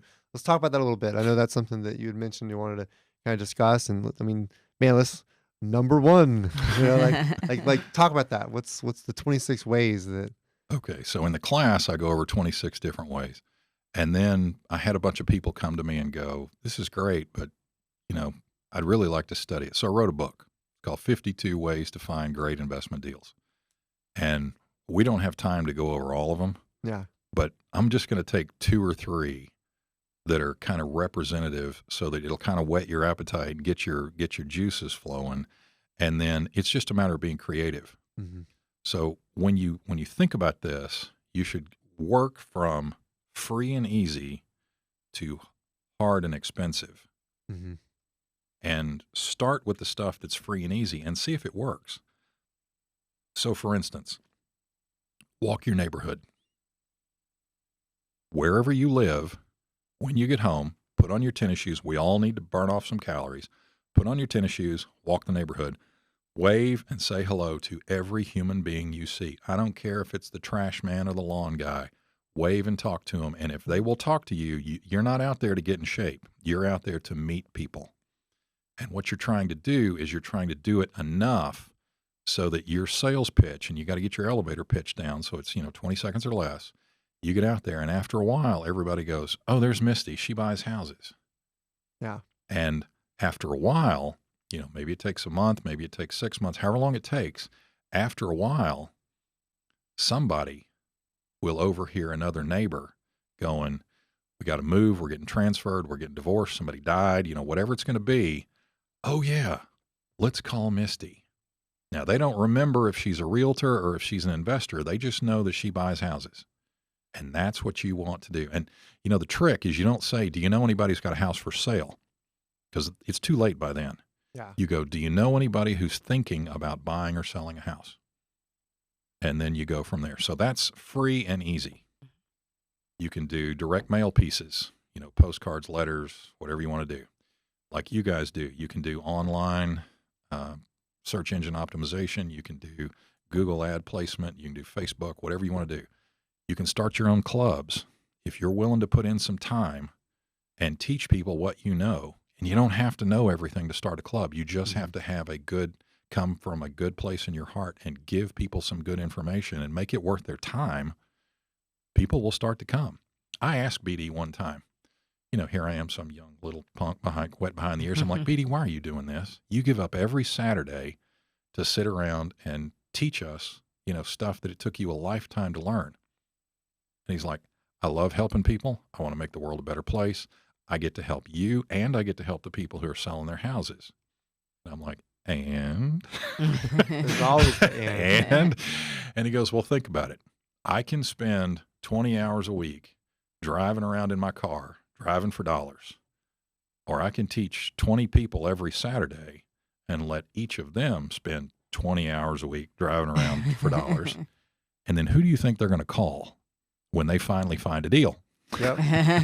Yep. And those are, that's when we talk about using force multipliers. Mm-hmm. I love your shirt. Oh, yeah. Listen, when I first got into this business, no one had any kind of outside advertising going on. And I went and I bought Home Depot glow-in-the-dark orange polos and put on there, we buy houses. And that was my uniform everywhere except church for years. And I drive a big 2500 Dodge 4-door pickup. Yeah. And I've always driven one of those. And from bumper to bumper, it said, we buy houses. And my kids were little, and they're like, this is awesome. And then they got a little older, and they're like, hey, Dad, just drop us off the corner. We'll walk. We're not taking Dad's truck anywhere. You know who else loves this shirt? TSA. Yeah. Every time I go through every time I go through TSA to compete, right? I'm coming back from somewhere from jiu-jitsu competition, and I wear the shirt, and they're like, "I'll sell you my house." That's right. I'm like, we can't do this. I'm like, dude, we're in a totally different city. I have no, it's a uniform, but yeah, it's funny you said because Robin was the one that made me go, I'm getting one. I'm getting a shirt because he had said something. That he's like, and you could do this, and that. And we've always worn jiu-jitsu academy. I mean, it's just jiu-jitsu shirts. And I was like, I'm going to wear the most obnoxious shirt I can find. Right. I'm going to make one and wore it to the club one day and was like, And he's like, that's what you guys should be doing. So we got lots and lots of more different ways, but here's Yeah. one. Here's actually my personal favorite. Well, I'll give you two more. First, and this applies whether you're a realtor or whether you're an investor.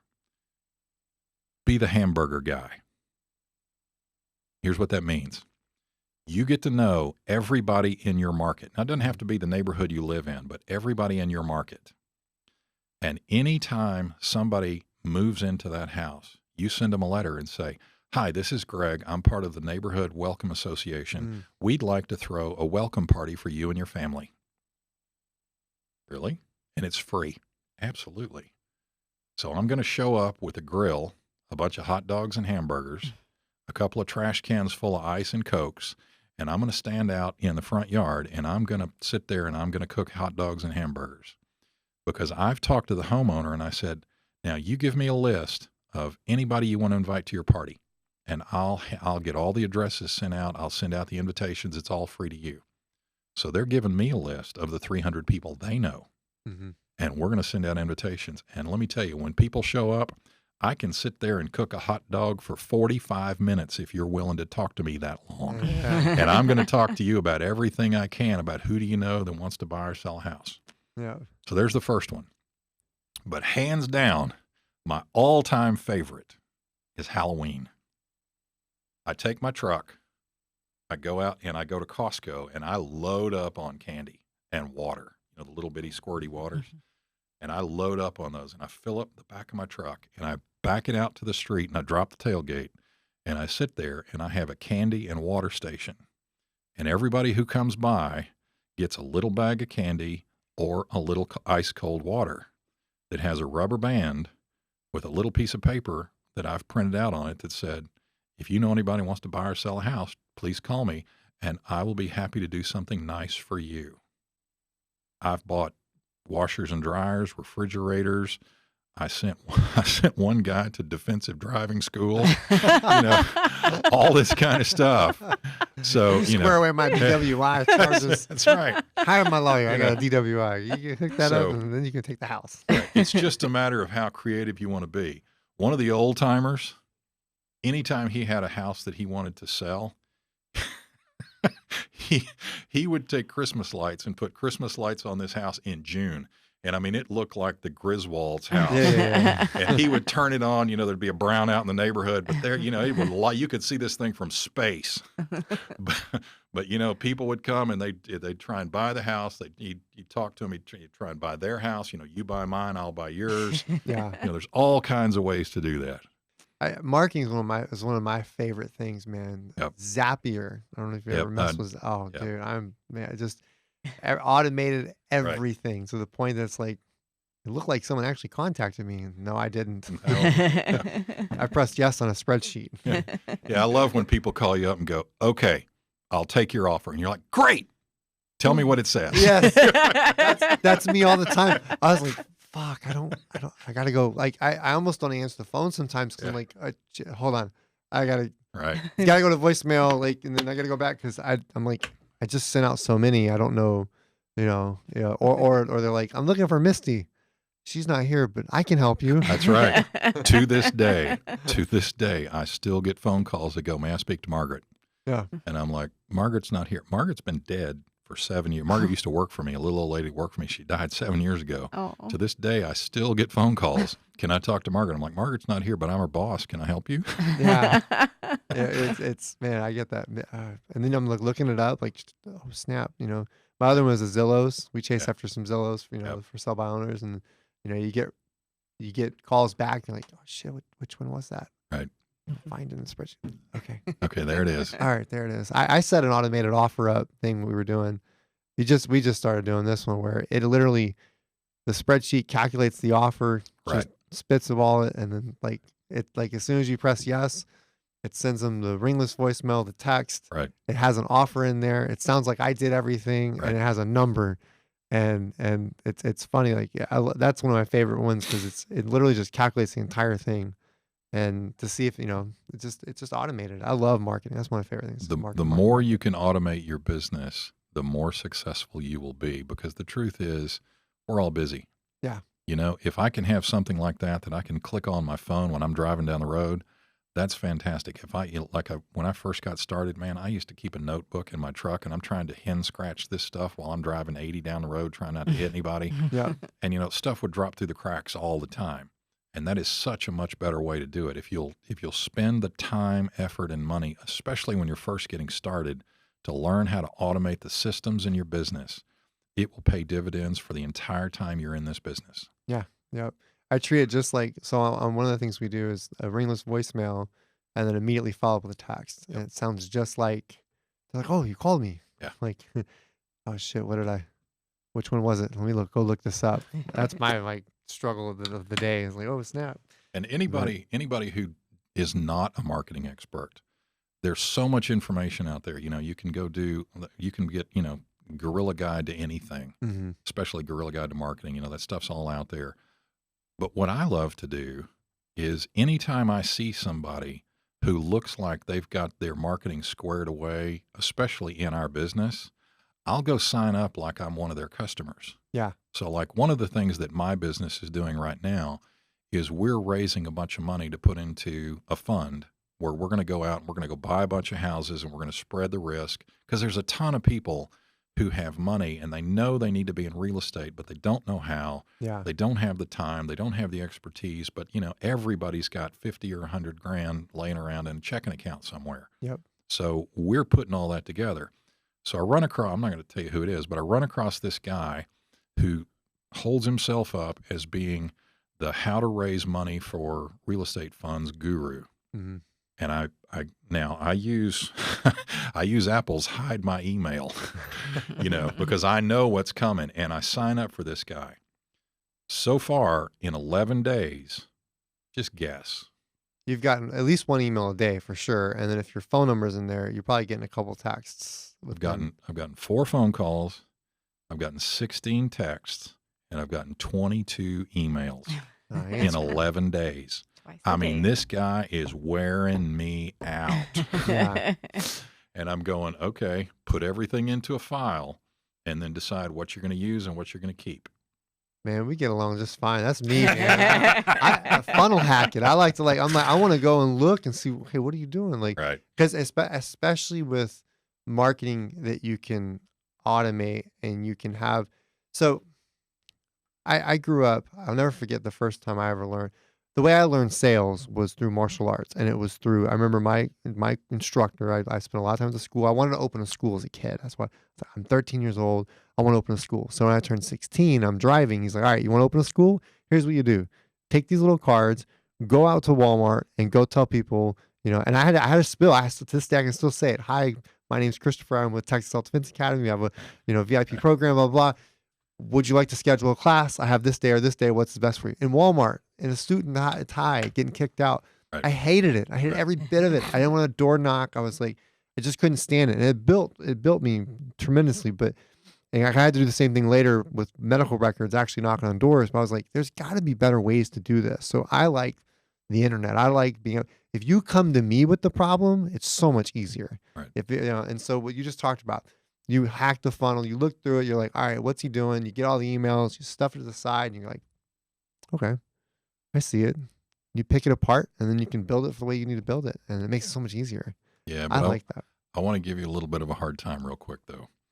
When I used to put on my weekend-long seminars, you know, they'd be packed with people who are just writing down everything you say like it's gospel. Yeah.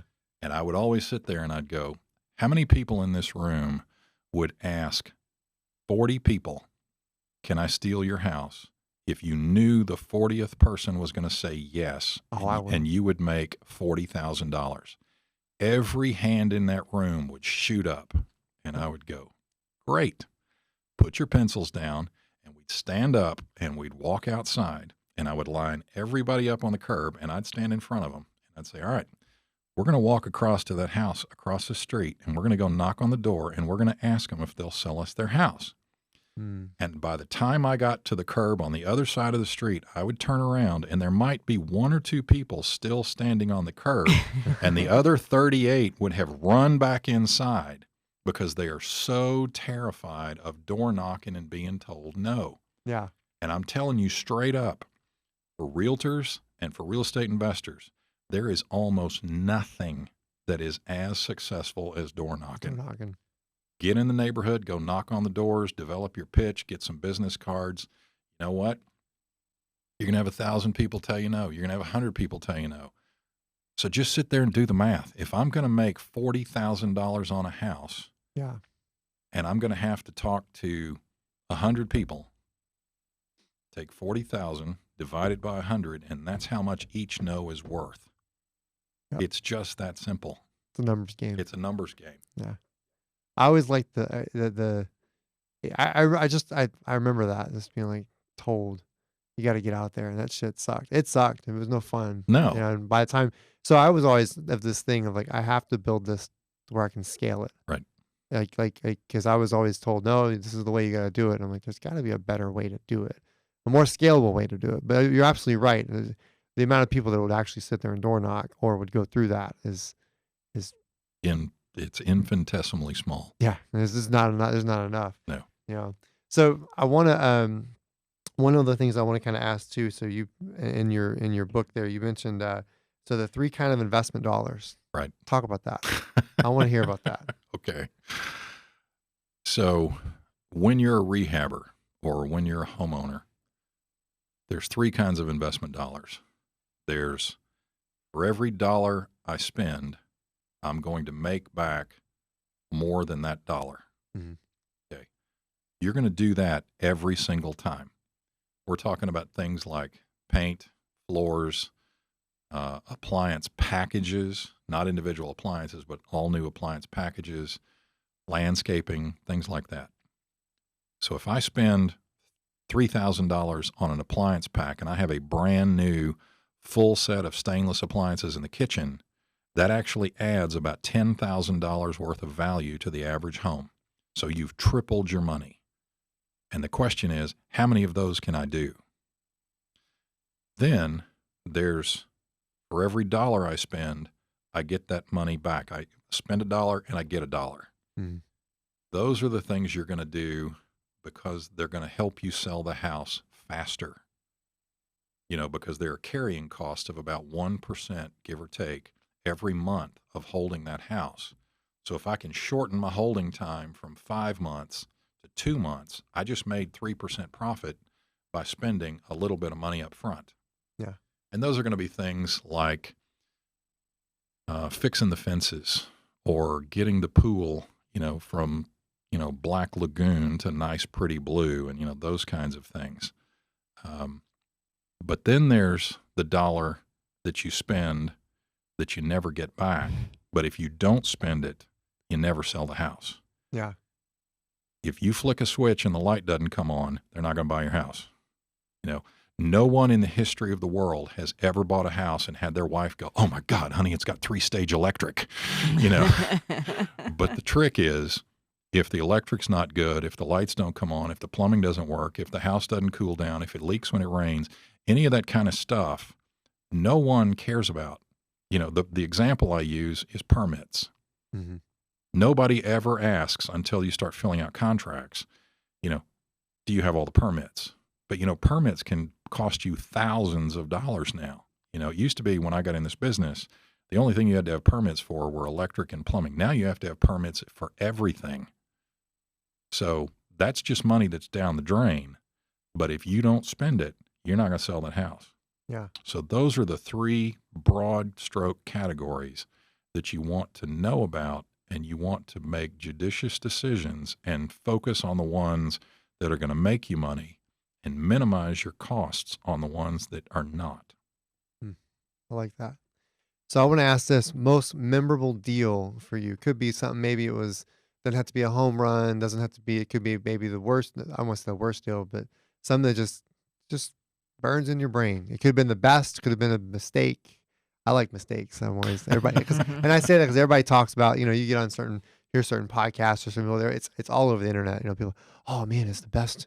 We made so much money. And then people get involved and they're like, I'm not making that right now. Like, Right. you know, but Right. the mistakes is what we learn from. So, you know, like, talk about that. I'm curious, and I know you mentioned the $1 house, that might be the one, but you know, what's one of the most memorable deals you've done in all these years?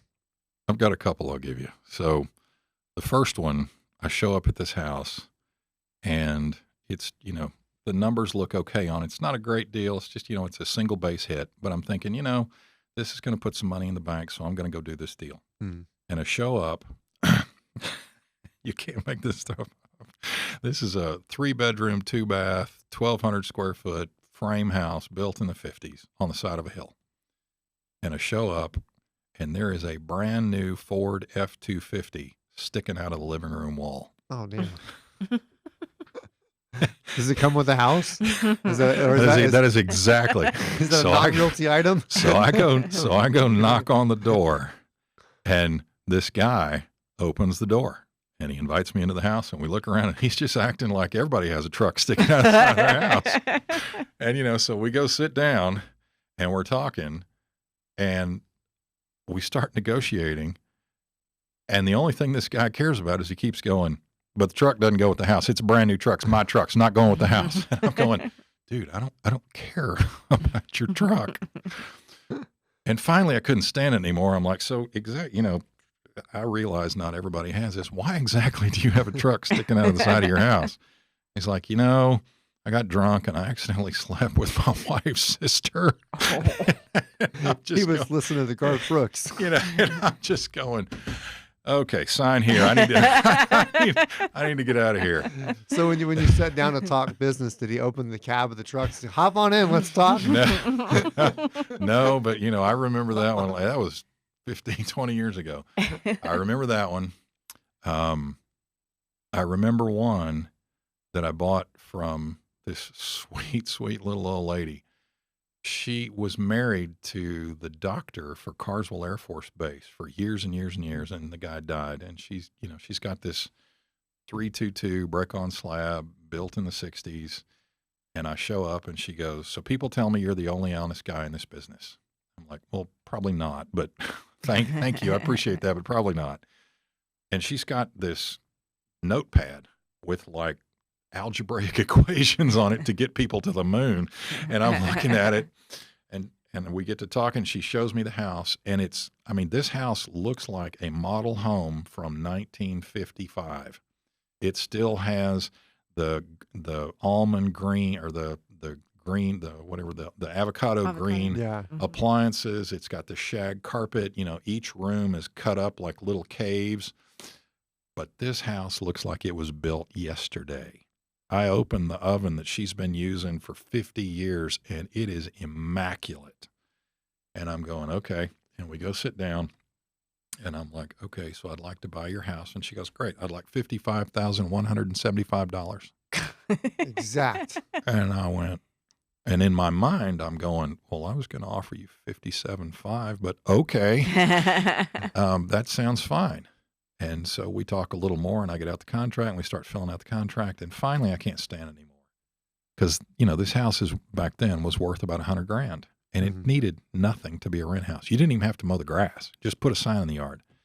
And I finally said, ma'am, because I stopped, I put my pen down. I'm like, ma'am, look, I like to sleep at night. So here's the deal. I own a real estate brokerage. Why don't you let me have one of my realtors come over and list this house for you, and I can make you a lot more money. And she threw her pencil down on the table, and she goes, you trying to back out of the deal? I'm like, no, ma'am. No, ma'am. She goes, good. Give me that contract. Okay. 25 days go by. I show up at closing. I've got my money, and we're sitting there, and it's just me and her and the title officer. And I'm going, hang on. Are you sure you don't want me to sell your house? Because I can get in and she's like, people told me you were honest. Are you trying to back out? I'm like, no, ma'am, I'm not. She goes, all right. So we fill out the deal. The title officer certifies and stamps everything. And, the little old lady looks at her and she goes, yeah, are we done? She goes, yes, ma'am, we are. Do I have his money? Yes. Can he get it back? No, ma'am. He owns the house. You have his money. And she goes, great. Would you excuse us, please? And she kicks that lady out of her own office. And she sits there and she finally looks at me and she goes, you're a really nice man. now I don't know if your listeners can see it or not, but I'm about the size of an average NFL football player. I'm 6'6" and weigh about 270. And she goes, Mr. Wilson, I appreciate you trying to help me, but here's the deal. My son lives with me and he's an alcoholic, and he gets drunk and comes home and beats me up on the weekends. And so I really needed you to buy my house, so that I can go live with my daughter and he can go live somewhere else. And I'm going, so you just gave up almost $35,000-$40,000 in equity because you didn't want to look your son in the eye and say, get out? And she goes, yeah, essentially, yes. And I'm like, for $10,000, I'd have beat him with a 2x4. A lot cheaper. Yeah. He never would have come back. Yeah. And then, and then there's the one I talked to you about a little bit earlier, and we all have lots of these war stories, but I buy this house.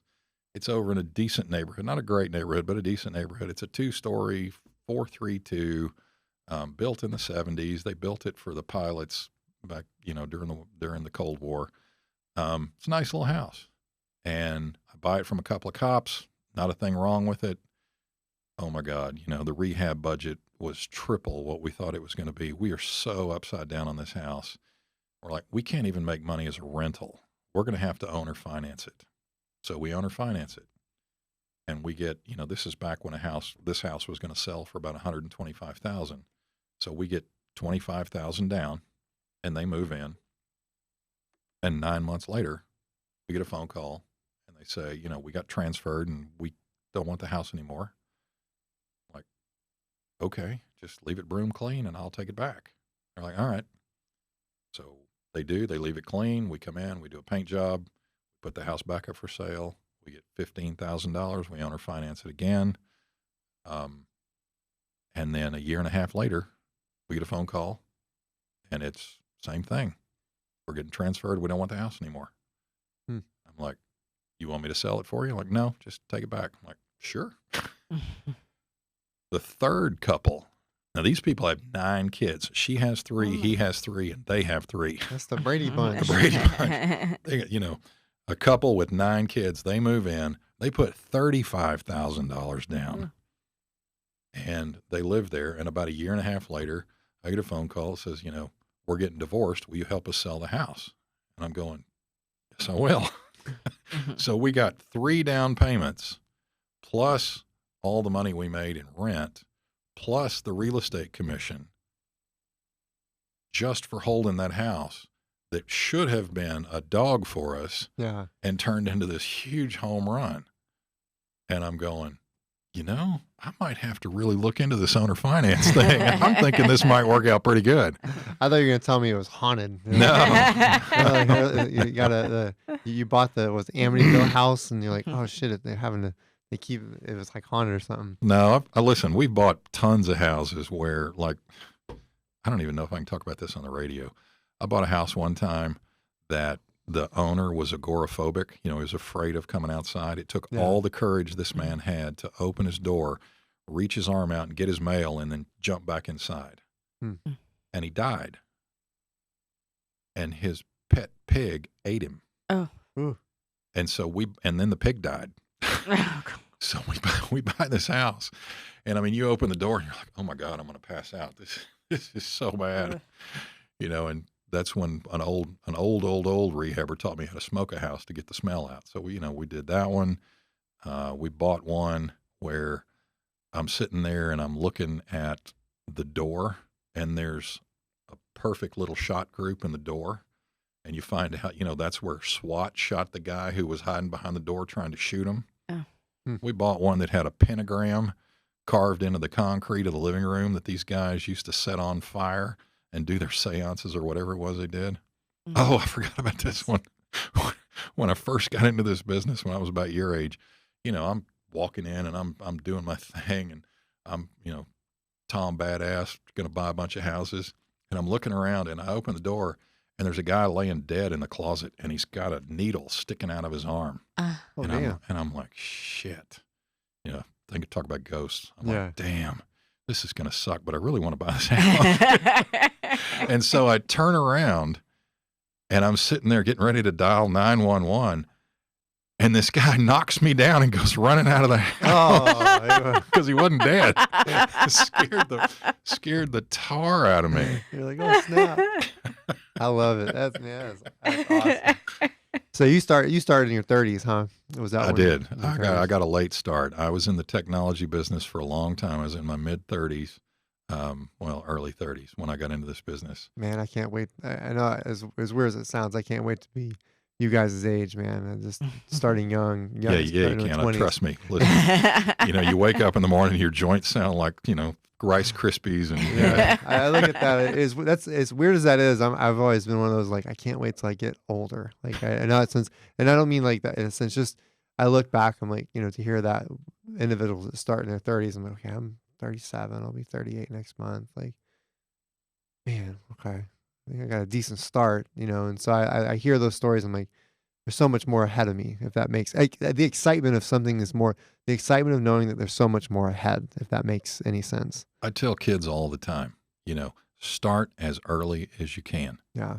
There are so many programs out there for first-time home buyers where there's free money or assistance programs or whatever. Just go buy a house. I don't care if it's a dog house. Go buy a house and turn it into a rent house, and then go buy another one and another one and another one, so that by the time you're 40, most of those houses have actually gotten paid off because, the more you have and you keep throwing money on the oldest one first and that one gets paid off and then you keep working your way and all of a sudden those 30-year notes turn into 7 or 8-year notes. And if you get enough of them, you get to where you're like, I actually have a friend of mine and her family, they buy houses cash out of cash flow every month. That's beautiful. Wow. I mean, they own 500 houses and they take the cash flow from those and they'll go buy a couple every month, just free and clear to add to their portfolio. Now, goals there. So, figure out whatever it is you need, figure out what your goals are, and then start executing your plan. Use whatever resources you have. If you've got money, use the money. If you've got time, use the time.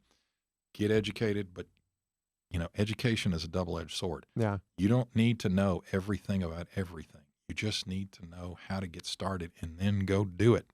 Yeah. That's it. I got one last question before we bow out because we're running out of time.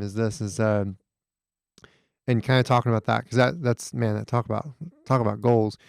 On rent houses, do you feel everyone's different? Just kind of your opinion, and I've kind of gone back and forth on this. Her and I have these discussions. Like, I know, like Robin likes to pay some of his. He works to pay him down, And some people are like, I ain't doing it. My thought process, just starting in our 20s or whatnot, I was like, well, heck, why pay him down? Let other people pay it down. What do you feel about that? I mean, what are your thoughts? I mean, and I know it's different for everybody. What are your thoughts on that? What's the way to go? Do you pay it off? Do you want let someone else pay it out? Or I mean, how do you how long or short do you want to dig in on this? Give me the short version. Right, I don't want. That way, Spider's not like we're kicking you out. So again, it's a fairly complex question. Everybody likes short cappuccino shot answers. Yeah, but it's a fairly complex question. If you can buy houses like we used to be able to, where you can borrow money at 2, 3, 4%, you want to get as many of those houses for as long as you can, and then you want to ride those payments out to the end. But as interest rates go up, my advice is you want to get some of those paid down because never forget our business is cyclical. We are 13 years into a 7-year cycle. We got some serious badness coming around the corner. Yeah. Especially in like the office buildings. You're going to be able to buy office buildings before too long for, pennies on the dollar. But housing is the same way. Now, in North Texas, we're the most stable market in the country. That's the good news. The bad news is we have razor thin margins. So my advice to people is get yourself about 20% equity in those houses as quickly as you can. Because if you've got 20% equity, you can do anything you need to do. You can lower your rents to accommodate downturns in the economy. You can sell them. You can own or finance them. You can do anything you want to do with them. But I can't tell you how many people I've known in this business that are getting their second or third or even fourth start because they would go out and buy houses like a lot of people do with an FHA loan, and they're in it for 0 or 3%. And then they own it for, let's say, 3 years, and then the economy tanks and their rents go down. Yeah. And they're not making enough money to be able to cover the deficiencies in the rent. So put yourself a plan in place that will accommodate those kinds of market fluctuations, and then do that. And then go back about every 5 or 10 years and adjust your portfolio. Take either your oldest house or your dogs, the ones that are just not performing, and get rid of them. I mean, be ruthless. Just get rid of them and take that money and go put it back to use. Get up to swing again, take another swing, and then go get another property and try and go that way. Yeah. I love hearing stuff like that because I'm like, all right, it confirms our thought process on stuff, because we were already talking about getting rid of one of our dogs that we've been talking about for a while. Right. So, but I got one more year, but I'm not paying prepayment penalties. So No. I won't do that. So I've got one more year, and she's a goner. Yeah, I mean, absolutely. I've got friends of mine that they bought a house, they lived in it personally. They got some of the prepayment penalties that are on their loans. They got free money from the government. They have to own it for 4 or 5 years. Yeah. Don't make those kinds of mistakes. Yeah. Live in them and fulfill whatever obligations you've got, but then start working on, do I want to pay them down because then the cash flow gets better? Right. Or do I not need, and again, it depends on your personal situation. If you're making tons of money and you live like a church mouse, and you're just banking it away, well, you can either go buy more houses or you can have a big war chest set up so that you can cover those temporary short-term downfalls in the economy. Yeah. But, most people in our business don't. Most people are leveraged to their eyeballs, and they go, it's been good for 5 years. It's going to be good forever. Yeah. And then all of a sudden, and there's all kinds of outside factors. We're in Dallas right now. Last week, Dallas made short-term rentals illegal.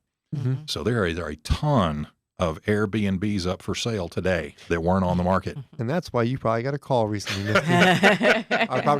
She has property management side of the business, and that's why you probably got a call. Man, I love it, man. I just talking to you, it helps confirm a lot of things for us that, to know like we're on the right track on things like that. And definitely, I know I've learned a lot just sitting here chit-chatting, and man, it's awesome. I appreciate you coming out and sharing your knowledge and taking the time out. How can anybody get a hold of you? If somebody, maybe they want to, for whatever reason, or if there's anything that you want to share, or how they can contact you.